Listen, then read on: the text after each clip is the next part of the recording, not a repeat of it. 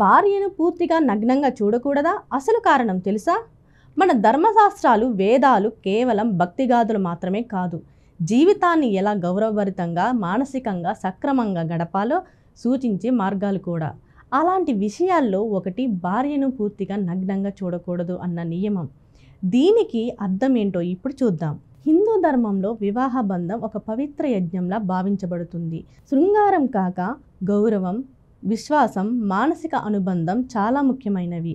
కొన్ని గ్రంథాల్లో చెప్పినట్లు భార్యను సంపూర్ణ నగ్నంగా చూడటం అనేది వాంఛిత లైంగిక దృష్టితో మాత్రమే కాకుండా అవకాశం లేని గౌరవాన్ని తప్పుగా వినియోగించడమే. గ్రంథాల్లో చెప్పినట్లు భార్యను సంపూర్ణ నగ్నంగా చూడటం అనేది వాంఛిత లైంగిక దృష్టితో మాత్రమే కాకుండా అవకాశం లేని గౌరవాన్ని తప్పుగా వినియోగించడమే అని పేర్కొనబడింది.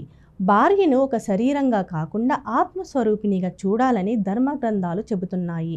కేవలం శారీరక ఆకర్షణతో మాత్రమే బంధం కొనసాగితే అది వాసనాపూరితమైన సంబంధంగా మారుతుంది. మరొక వైపు ఇది శృంగారంలో కూడా మర్యాద అనే భావనను తెలియజేస్తుంది. శాస్త్రాల్లో దీన్ని గుప్త పరిమితి అనే పేరుతో పేర్కొన్నారు. అంటే శరీరాన్ని గౌరవంగా చూసే పద్ధతి.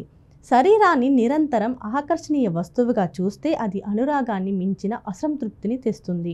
శాస్త్రాలు చెబుతున్నదేంటి అంటే భార్యను చూడటంలో గౌరవ భావన తగ్గకూడదు. దంపతుల మధ్య గౌరవం, ప్రేమ, శాంతి అనే త్రిమూర్తుల మధ్య సంతులనం తప్పక అవసరం. శృంగారం తప్పు కాదు, కానీ శరీరాన్ని మాత్రమే ప్రేమించడం తప్పు. మన ధర్మం భౌతిక ప్రేమను మానసిక మైత్రిగా మార్చే మార్గం.